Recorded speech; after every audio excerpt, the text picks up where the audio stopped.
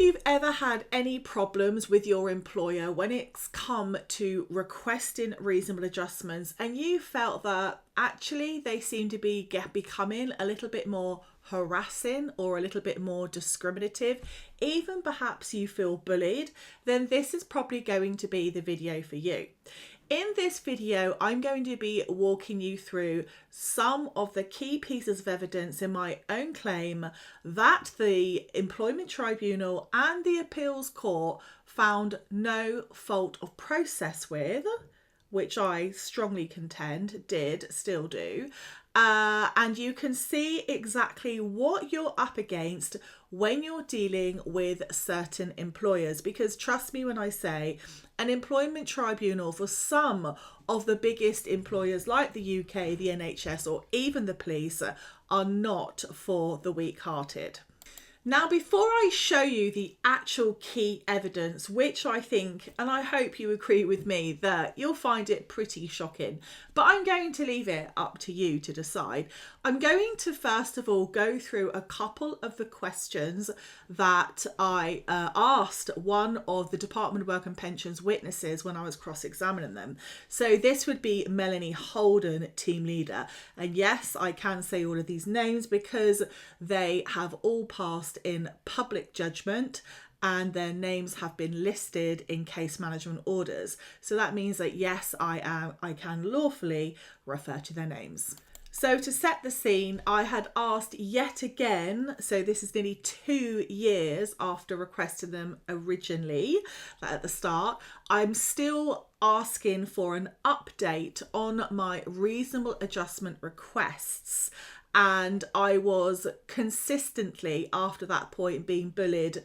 It went from, one team leader to the next, and then they'd move my team.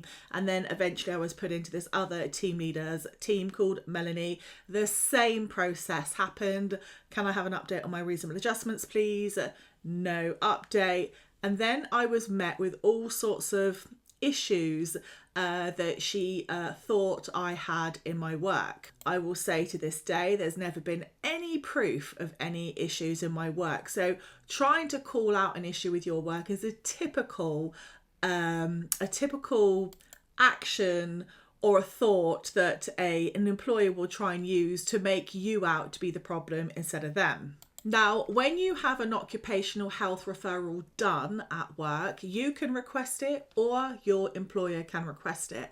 And then those questions that are meant to be asked to you or discussed with you by the occupational health practitioner or professional are meant to be in a supportive capacity. They're meant to be what can happen or what type of support would you require at work? What are you struggling with at work? They're just literally trying to find out what's not going so well and what would be helpful so that you can get the support that you need, be it, a physical type of support or a mental type of support or just, a different working arrangement or whatever it is, so that you can obviously stay at work or be better supported at work because of your disability. With this particular team leader, she did not follow those instructions, and she wrote down clear questions to be given to the occupational health therapist to ask me. And these were simply questions like, am I disabled or not? We'd already been in court before at this point, and they had already accepted that I was disabled by virtue of the Equality Act of 2010. They'd already accepted that in court. It wasn't an issue. However, this team leader was trying to draw it into question because she had not been processing parts of my reasonable adjustment request correctly. So the strategy, which is what this is about, the strategy that was being employed there was that I did not perhaps need the reasonable adjustments because I perhaps didn't have a disability in the first place. Pretty sure all the healthcare professionals that have dealt with my bones since I was driven into at 60 miles an hour would have a little bit of a different opinion on that. Anyway, let's not digress. Now, as we can clearly see here in some of my sort of eloped type in my notes basically. SB stands for supplementary bundle. So we're looking at page 132 of the supplementary bundle right at the top. So I've asked a question on the 11th of August. I contacted you regarding the occupational health questions you had asked, didn't I? Obviously, I'm in court at this point, so I'm having to have everything written down for me, just so I don't lose track, especially when you're in cross-examination. So the answer to that was yes. Why did you not pass on to the occupational health referral the things I had asked for as a reasonable adjustment? And I believe the answer I was met with was in court was I have no recollection of that, which was just absolutely ridiculous because we have obviously emails in the bundle that state the opposite. I also asked for a transfer in December 2022. Know that asking for a transfer to another department or even another office or branch can particularly in some cases be a reasonable adjustment. And then I requested, why there were no responses to the fact that I required my desk to be near a toilet and the safe room. Due to the issues I was dealing with at that time with my disability, I was needing to be near a toilet. I don't really want to go into details about that, but I don't think I need to. We can all understand what I mean by that. And then we have lots of other things here. I've asked to work hybrid as per my occupational health report. So my actual occupational health report did actually state that they could see no reason why I could not continue to be working from home or even work hybrid, because at this point I was training team leaders, managers, offices wide, entire offices wide from my home office. So there was no issue that I could not do my job from home. It was just that the people in the office, particularly this team leader and other team leaders, didn't like it because obviously they were not working from home. So as we can see here, these are pretty, normal standard questions. Why haven't I got my equipment? Just why?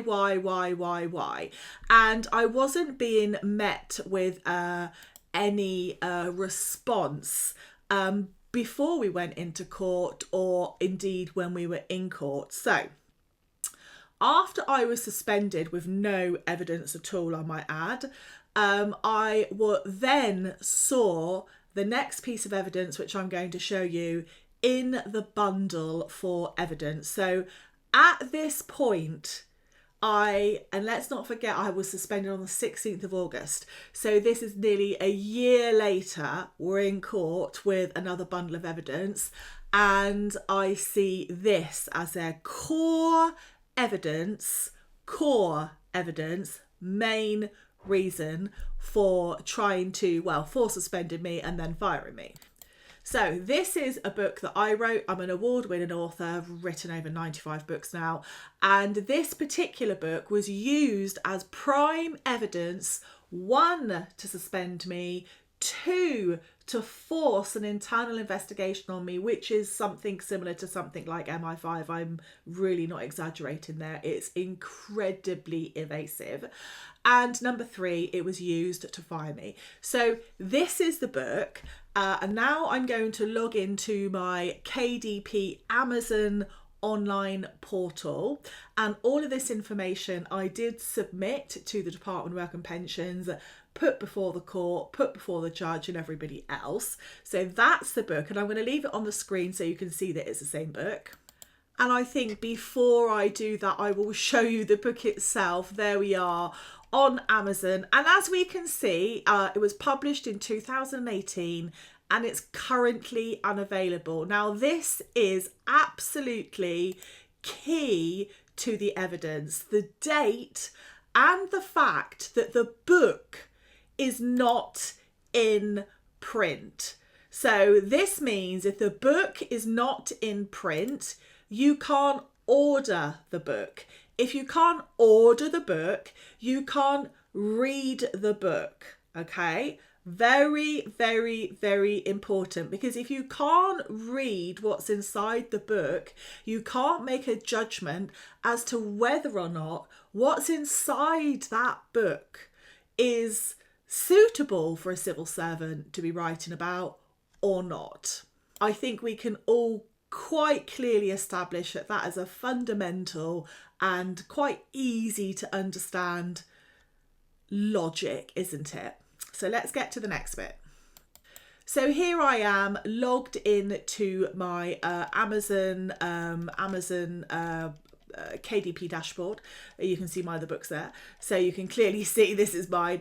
And you can see that the Kindle book was unpublished on the March 18th, 2020, and that the paperback was unpublished on July the 20th, 2019. Why are these dates important? Because I was suspended on August the 16th, 2023 on a book that was not in print. And I can tell you, even though it had been published, there was only a handful of copies sold, and I do believe because there were other edits that had to be made to the book, and I was just doing other books at the time, so I just didn't, do those edits in time. But we can see there the dates quite clearly, and in actual fact, those dates are before I even started working for the Department of Work and Pensions. So I have a book that's out of print and has been out of print since before I started working for the Department of Work and Pensions. So let's have a little look at the Department of Work and Pensions' own evidence that they put in front of the court as a tangible and lawful reason for suspending a disabled employee and then firing her after she had found fault and issue with their occupational health referral process being prescriptive instead of supportive, which is technically, quite possibly a form of harassment, and obviously not providing the reasonable adjustments that I required still at this point. Well, the first part of evidence is an email from myself and between myself and Miss Melanie Holden, where I'm questioning what's gone on with the occupational health referral that she had done. And the way the occupational health referral had come back, for example, there were big issues about my times. So clearly this was information that had been fed to the occupational health practitioner instead of them actually doing their own investigations, because the times that they stated of my diary and when my diary starts, for example, my diary starts at 10 a.m, not 11:10 a.m, as noted by the assessor, and it finishes at 4 p.m, not 3:50. I stated I felt bullied and discriminated by certain managers. I never used the words cited in this report. I was never asked about productivity in the assessment. In fact, I wasn't asked at all about my workload, the tasks I do, or the nature of my job, which, given the fact that this was meant to be an occupational health appointment, seems very odd. The only mention I made was that my current appointments still do not comply with the last occupational health report, and I go into that because I was dealing with a lot of suicides and a lot of very violent and aggressive things that I shouldn't have been dealing with given the nature of my condition at the time and the type of therapy that I was and treatment I was undergoing, and that was medically stated that I shouldn't be dealing with that because it was triggering, it was upsetting, and various other things. So now I want you to note something very specific on the next piece of evidence I'm going to show you. Now, I have had to black out a couple of the names because there's somebody's name that is on the top of this email who I don't have the right to share their name, so I have blacked it out. But we can clearly see that it is my name at the top and all the rest. So 11th of August 2023. So this is technically a few days before I'm suspended with no evidence whatsoever. I'm writing another letter of complaint, as we can see here, another email of complaint, stating that the Department of Work and Pensions have yet again not followed their own policies and their own processes for occupational health referrals, reasonable adjustments, and the fact that now this is like 2 years later, it's over 2 years, I still do not have my reasonable adjustments. And then there were clear issues with the type of assessment that I was being subjected to, which wasn't really an occupational health assessment. Like I said, they were trying to force the narrative that I didn't have a disability. And the way that occupational health appointment ended was that I did warn the occupational health therapist professionally that I am aware of what they're meant to be doing as an appointment, and should I find when I've done a subject data access request that she has deliberately prescribed like questions to me based on DWP personnel, i.e. my team leader, I will also take legal action against her, because that would be, you know, a very wrongdoing, and, you know, it would be against the code of conduct and ethics for medical practitioners, because they would not be assessing me as per the proper guidelines and rules. They're just following what somebody else has obviously written in an email to make them say, and that is not fair, it is not correct, and it is most definitely unlawful. From August the 11th, as I said, I got suspended literally a few days after this with no evidence. So here we have the email, in my opinion, of all of DWP's undoing, because this email, I want to go through it bit by bit because it's very important, proves 100% that they were trying to find a reason to fire me and even suspend me when there was none. So let's just go through it bit by bit. So this is Mel, that same team leader, writing to a much higher level manager. This manager, just call him Andy, ended up doing an investigation upon me, and then based on this book that nobody has read at DWP, I was suspended and then fired because of this book. So it reads, please see above attached detailing 20 incidences around Alison McRobbie's actions within CIS and UC systems.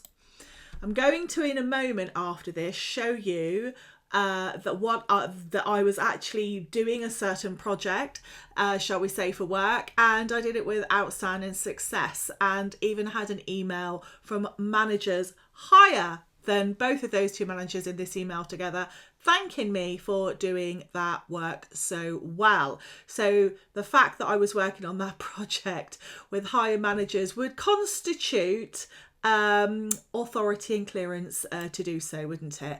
So Alison has been working from home since 2021, is going through the return to the workplace process. That is factually incorrect. I was never going through any process to return to work. I was waiting for reasonable adjustments, and one of my reasonable adjustments was requesting to move to a completely different department. In fact, a completely different role as well. Again, I never, ever to this day had a response to that. Please may I draw your attention to incident number 17. Now, this is the next important part. Alison has a profile on social media as a content coach. She is a published author and creator of the MAM method, and has written books to help start, develop and grow businesses, as quoted on her Amazon profile. I am concerned at the accesses displayed throughout this report being predominantly with self-employed customers. One logged sys access within 17 displays details of someone who didn't have a claim for universal credit, so I am unsure of how Alison would have gained the details. Again, this is very concerning. I'm going to go into this very, very detailed, because this again has been written, in my opinion, this email has been written, in my opinion, for the courts, because they knew exactly what I was doing, because managers above me, above them and above me had asked me to do certain work, gave me the clearance to do it. And everybody would, obviously, you can't just go and look at whatever you want in a government system. And the judge, in my opinion, was playing along with, oh, I don't quite understand this. It's quite simple. If managers ask you to do a certain thing and give you clearance for it, and they write it down on an email and then thank you for that work in front of everybody on an email with everybody CC'd in, which I'm just about to show you, thing is pretty obvious what's going on. And I would have hoped that a judge would have had the comprehension to have read between those very, very clear black lines, but apparently not. So here we have the information, what I was working on, the closed claims review.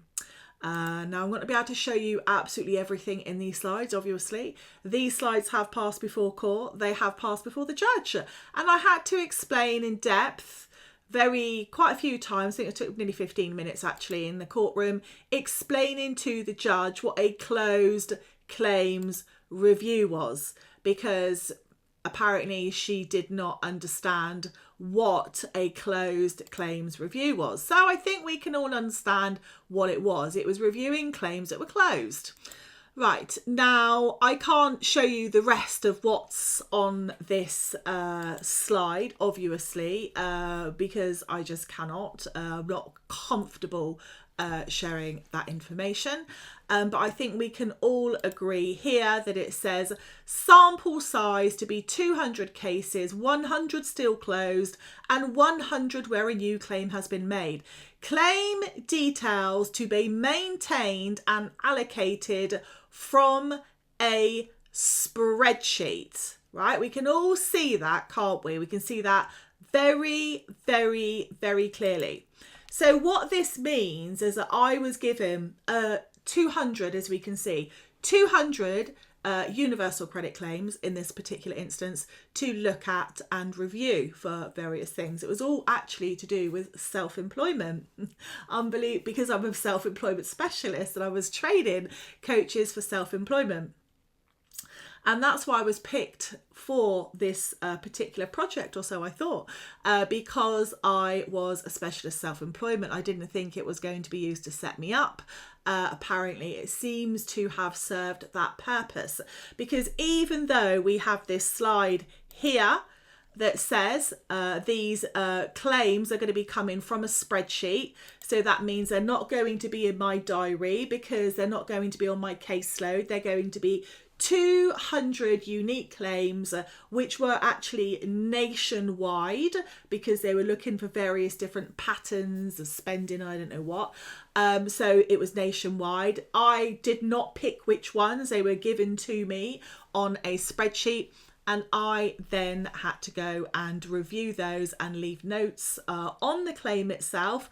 Another point which was never produced in court, and I requested them, and also on the spreadsheet as well, which was sent to the relevant department.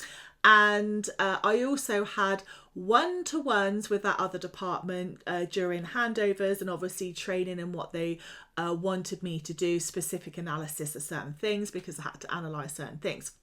So this is part of the evidence that has been put before the court that the courts have seen.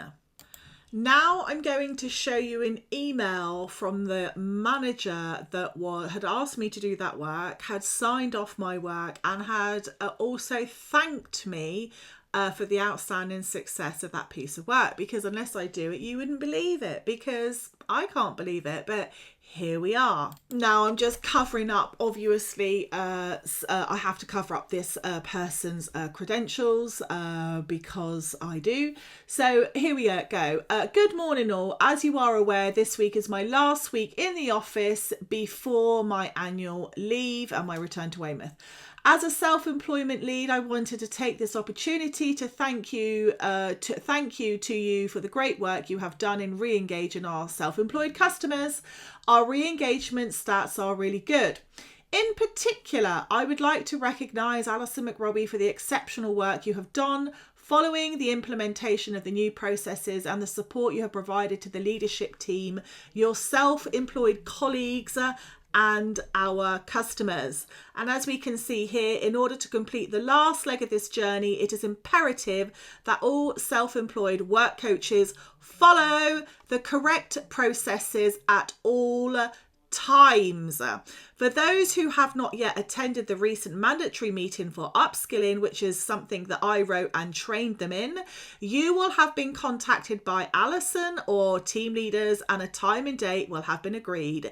If you have been asked to re-attend the meeting, please ensure you do.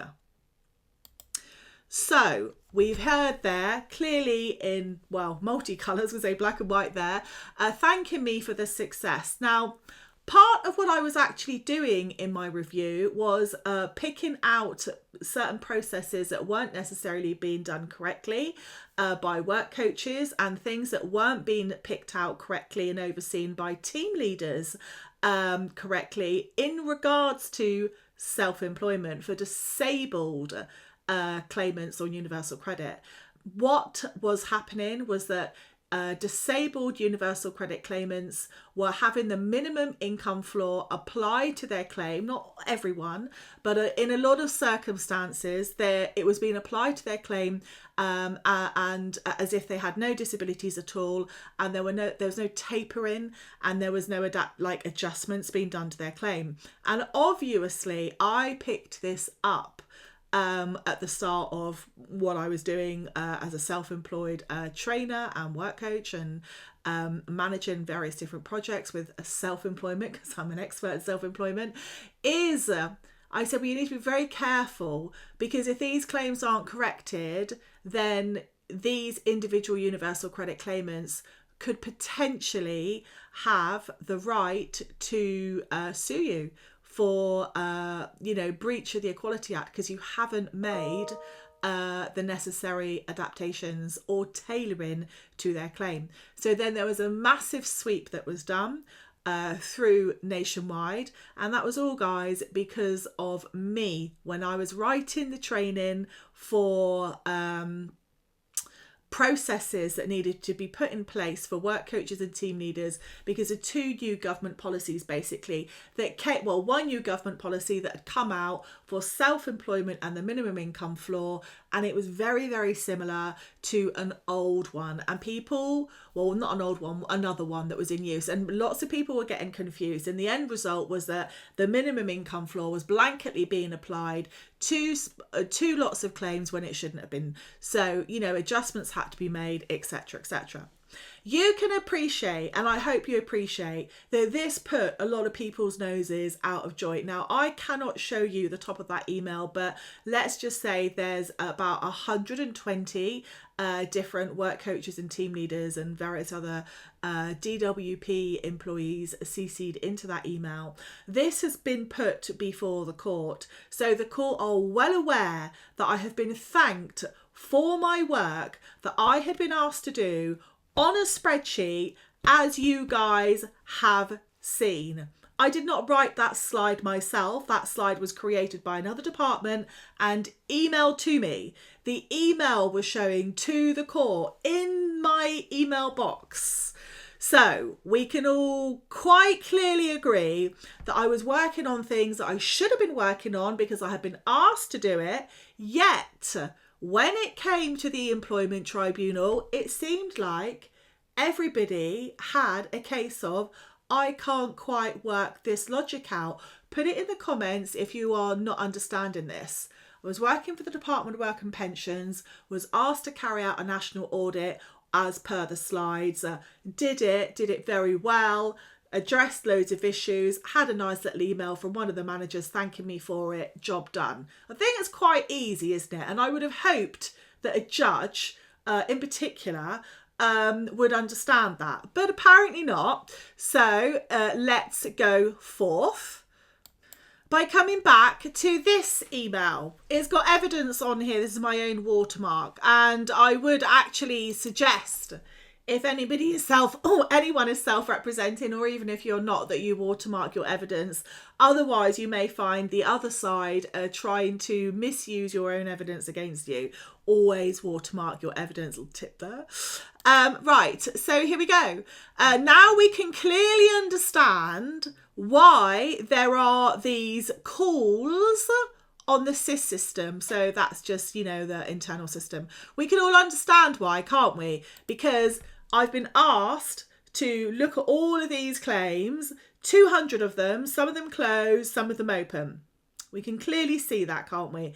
Very, very, very obvious. However, there was a complete disconnect between what I was asked to do. By the way, this took 4.5, 5 months, by the way. It wasn't like a couple of days or a few hours. So I was working on this solidly for 5 months. So my calendar was blocked out working on in the name of the project. Quite obvious for 5 months. So do you or do you not think that this rather odd email, which is, I would say, really stupid, because not only does it fail to recognise the commands, if you want to use that word, or instructions of previous managers, but it also clearly proves that this manager has been breaking the Civil Service Code of Conduct. At no point in my employment did I say that I had a social media profile called the Content Coach, which obviously I do. It's actually against civil service rules to go and look up anyone, be it an employee or a claimant, when you work for the civil service, obviously because of secrecy and GDPR. So that is a breach. She's a published author and creator of the MAM method and has written books to start help developing blah, blah, blah. We've read all of this. Now, I sat here and I thought about this at the time, and I thought, how would you know all this information about me unless you went to Google and put in my name? Because this is clearly not on my application form. Self-employment is on my application form before I started working for them.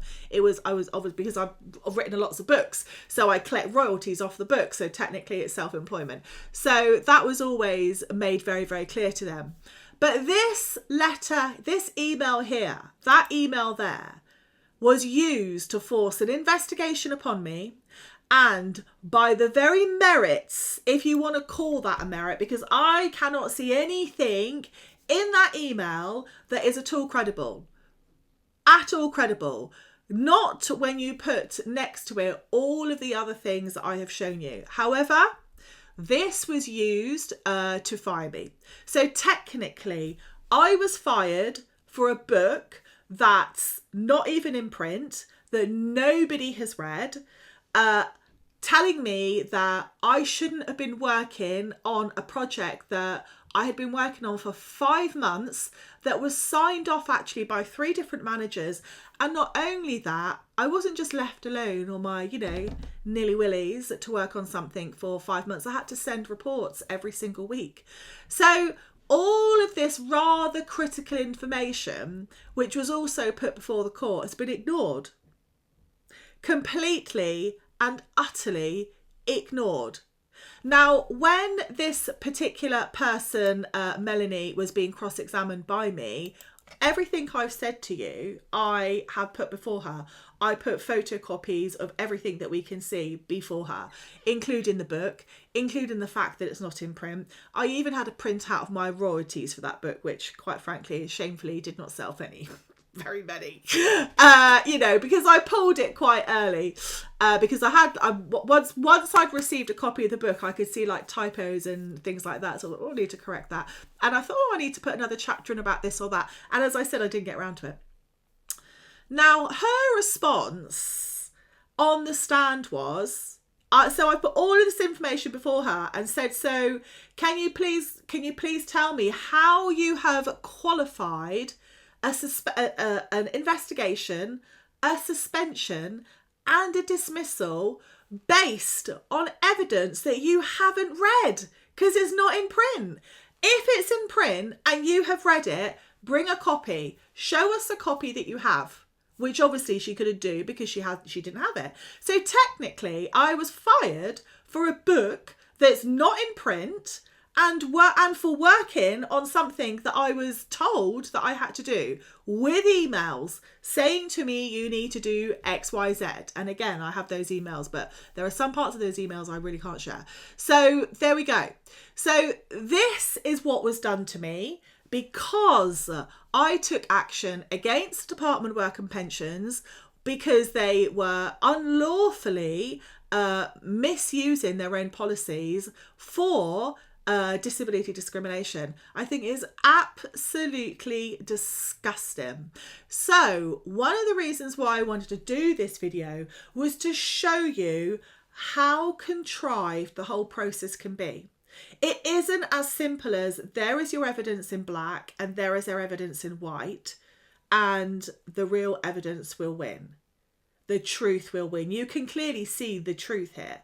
The truth is, this particular manager didn't like it because I'd found fault with her processes again, like I had done with the other ones. It's not really that difficult. The policy is really quite clear in the management handbook. It's very easy to understand. It's not written in government policy language. It's written in plain, normal English. It's really easy to understand.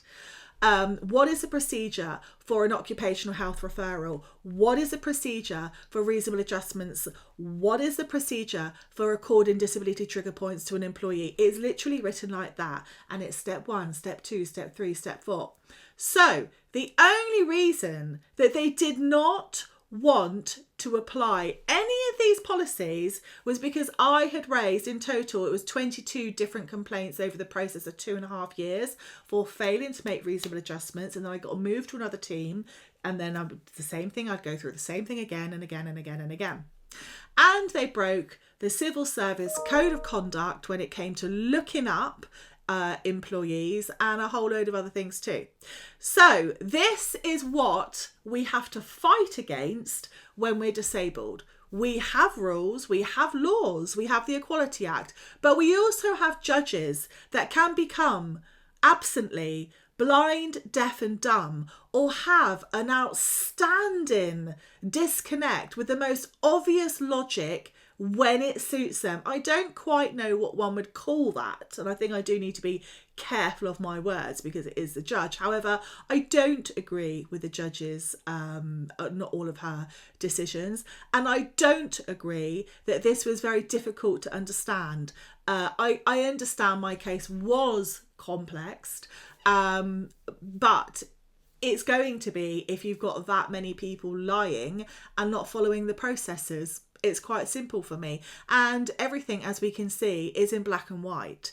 So if you are thinking about taking your employer to court, you need to really weigh up what you could lose and what you could gain, because court is not about right and wrong. It's about what you can prove and what you can get away with. If you need any more advice, support, or any of my useful resources, then go along to thejusticejournals.com. I will be more than pleased to help you out. But sometimes, if you're fighting a bunch of bigots, sometimes the best resources in the world are not going to help you. Anyway, have a great day, everybody, and I hope that makes some wonderful sense to you. Have a great one.